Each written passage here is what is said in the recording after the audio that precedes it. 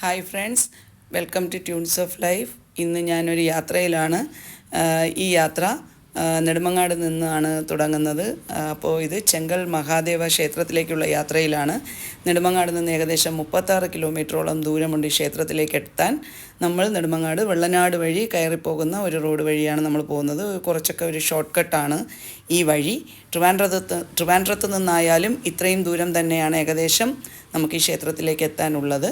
തിരുവനന്തപുരം ജില്ലയിൽ നെയ്യാറ്റിൻകര താലൂക്കിൽ ചെങ്കൽ ഗ്രാമപഞ്ചായത്തിൽ തമിഴ്നാട് അതിർത്തിയോട് ചേർന്ന് കിടക്കുന്ന പുറ്ററയ്ക്കൽ എന്ന സ്ഥലത്ത് സ്ഥിതി ചെയ്യുന്ന ഒരു ക്ഷേത്രമാണ് ചെങ്കൽ മഹേശ്വര ശിവപാർവതി ക്ഷേത്രം. ഒരേ പീഠത്തിലിരിക്കുന്ന ശിവനും പാർവതിയും പ്രധാന പ്രതിഷ്ഠകളായ ഈ ക്ഷേത്രത്തിൽ ഉപദേവതകളായി ഗണപതി, സുബ്രഹ്മണ്യൻ, അയ്യപ്പൻ, നവഗ്രഹങ്ങൾ, നാഗദൈവങ്ങൾ എന്നിവരുമുണ്ട്. ലോകത്തിലെ ഏറ്റവും ഉയരം കൂടിയ ശിവലിംഗം സ്ഥിതി ചെയ്യുന്ന ക്ഷേത്രം എന്ന നിലയിൽ പ്രസിദ്ധമാണ് ഈ ക്ഷേത്രം. 111 അടി ഉയരം വരുന്ന ഈ ശിവലിംഗത്തിനകത്ത് 7 നിലകളും അവയിൽ ഓരോന്നിലായി നിരവധി ദേവതാ പ്രതിഷ്ഠകളും കാണാം. ഏറ്റവും താഴെയുള്ള നിലയിൽ പ്രതിഷ്ഠിച്ചിട്ടുള്ള ശിവലിംഗത്തിൽ ഭക്തർക്ക് സ്വയം പൂജകൾ ചെയ്യാനുള്ള സൗകര്യവുമുണ്ട്. ശിവന് വിഗ്രഹ പ്രതിഷ്ഠയുള്ള ലോകത്തിലെ അപൂർവ ക്ഷേത്രങ്ങളിലൊന്നാണ് എന്ന നിലയിലും ശ്രദ്ധേയമാണ് ഈ ക്ഷേത്രം. കൂടാതെ 12 ജ്യോതിർലിംഗങ്ങളും 32 ഗണപതി രൂപങ്ങളുമുണ്ട്. നമ്മൾ ഈ ക്ഷേത്രത്തിൻ്റെ കവാടത്തിലേക്ക് എത്തിക്കൊണ്ടിരിക്കുകയാണ്. ജീവിതത്തിൽ ഒരിക്കലെങ്കിലും വന്നു പോകേണ്ട ദർശനം സൗഭാഗ്യം കിട്ടേണ്ട ഒരു ക്ഷേത്രമാണ് ചെങ്കൽ മഹാദേവ ക്ഷേത്രം. ഈ ക്ഷേത്രത്തിലുള്ള ഗംഗാജലം നിറഞ്ഞു നിൽക്കുന്ന കിണറും 12 ജ്യോതിർലിംഗങ്ങളുടെ മാതൃകകളും എല്ലാം വളരെയധികം ഭക്തരെ ഇവിടേക്ക് ആകർഷിക്കുന്നു. 2011 2021 ഇടയിൽ പണി കഴിപ്പിക്കപ്പെട്ടവയാണ് ഇതെല്ലാം. ഇവിടുത്തെ ഈ ശിവലിംഗം പറയാതിരിക്കാൻ കഴിയില്ല. അത്രയ്ക്കും ഹൃദ്യമായാണ് അവരത് നിർമ്മിച്ചിരിക്കുന്നത്. നവരാത്രിയും ശിവരാത്രിയും അതുപോലെ തന്നെ തൈപ്പൂയവും ഒക്കെ ഇവിടുത്തെ പ്രധാന വിശേഷങ്ങളാണ്. മഹാദേവനെ കാണാൻ കിട്ടുന്ന ഈ അവസരം ഞാൻ ജീവിതത്തിലെ ഏറ്റവും വലിയ സൗഭാഗ്യമായി കണക്കാക്കുന്നു. പിന്നെ ഇതിൻ്റെ ചെങ്കൽ ഗ്രാമത്തിലെ ജ്ഞാനപ്രകാശം ചെല്ലമ്മാൾ ദമ്പതികളുടെ മകനായി 1954 നവംബർ 16 പൂയം നക്ഷത്രത്തിൽ ജനിച്ച കൃഷ്ണൻകുട്ടി 3 വയസ്സുള്ളപ്പോൾ മുതൽ വീടിൻ്റെ തെക്ക് പടിഞ്ഞാറ് ഭാഗത്ത് പോയി ധ്യാനിച്ചിരിക്കുക പതിവായിരുന്നു. അദ്ദേഹം ധ്യാനിച്ചിരുന്ന സ്ഥലത്തിനടുത്തൊരു പുറ്റു വളർന്നു വലുതായി. ഈ അവസരത്തിൽ അദ്ദേഹത്തിൻ്റെ മാതാപിതാക്കൾ അത് തകർക്കാൻ ശ്രമിച്ചെങ്കിലും അപ്പോഴെല്ലാം പൂർവാധികം ശക്തിയോടെ അത് വളർന്നുകൊണ്ടേയിരുന്നു. ഒരിക്കൽ ഇത് തകർക്കാൻ ശ്രമിച്ചപ്പോൾ അതിൽ നിന്നൊരു പാമ്പ് പുറത്തേക്ക് വരുന്നതായും കഥയുണ്ട്. അതേ തുടർന്ന് പ്രശ്നം വെച്ചപ്പോൾ പുറ്റിൽ ശിവപാർവതി സാന്നിധ്യമുണ്ടെന്ന് കണ്ടെത്തുകയായിരുന്നു. തുടർന്ന് നാട്ടുകാർ പുറ്റിന് നിത്യപൂജ പതിവാക്കി. അപ്പോൾ നോക്കൂ, ഇവിടെ നാഗദൈവങ്ങളെയെല്ലാം പ്രത്യേകമായി പ്രതിഷ്ഠിച്ചിട്ടുണ്ട്.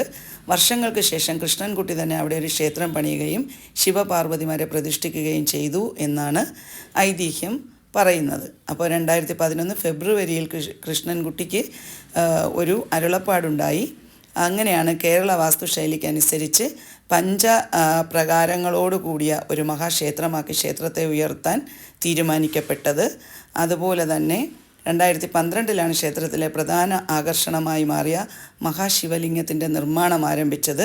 2019 നവംബർ 10 ഇത് ഭക്തർക്കായി തുറന്നു കൊടുക്കുകയും ചെയ്തു.